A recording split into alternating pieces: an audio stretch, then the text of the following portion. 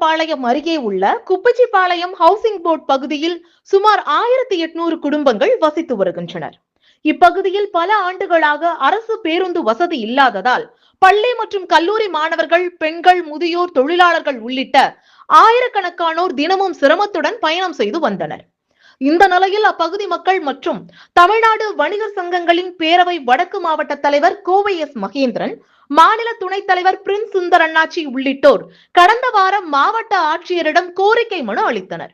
அதே நேரத்தில் கவுண்டம்பாளையம் தொகுதி சட்டமன்ற உறுப்பினர் டாக்டர் கனிமொழி சந்தோஷ் போக்குவரத்து துறை அதிகாரிகளுடன் தொடர்ந்து பேச்சுவார்த்தை நடத்தி பேருந்து சேவையை விரிவுபடுத்த நடவடிக்கை மேற்கொண்டார்.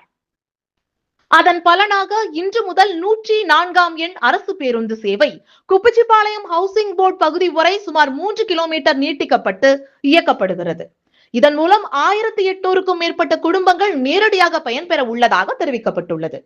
புதிய பேருந்து சேவையை சட்டமன்ற உறுப்பினர் டாக்டர் கனிமொழி சந்தோஷ் பச்சை கொடி அசைத்து தொடக்கி வைத்ததுடன் பொதுமக்களுடன் பேருந்தில் பயணம் செய்து சேவையை தொடங்கி வைத்தார். பின்னர் பொதுமக்களுக்கு இனிப்புகள் வழங்கப்பட்டன.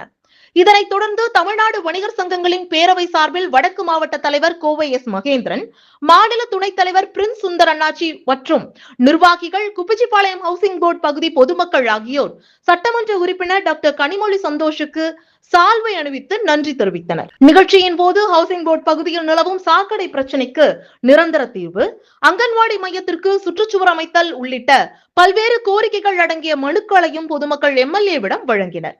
இந்த நிகழ்ச்சியில் தமிழக வெற்றிக் கழகம் ஒன்றிய செயலாளர் சுரேஷ்குமார், ஒன்றிய பொருளாளர் ராஜ்குமார், ஒன்றிய துணைச் செயலாளர் கருப்பசாமி, பேரூர் கழக இணைச் செயலாளர் அருண்குமார், ஒன்றிய நிர்வாகி ஹரிஹரன், தமிழ்நாடு வணிகர் சங்கங்களின் பேரவை நிர்வாகிகள் மற்றும் ஏராளமான பொதுமக்கள் கலந்து கொண்டனர்.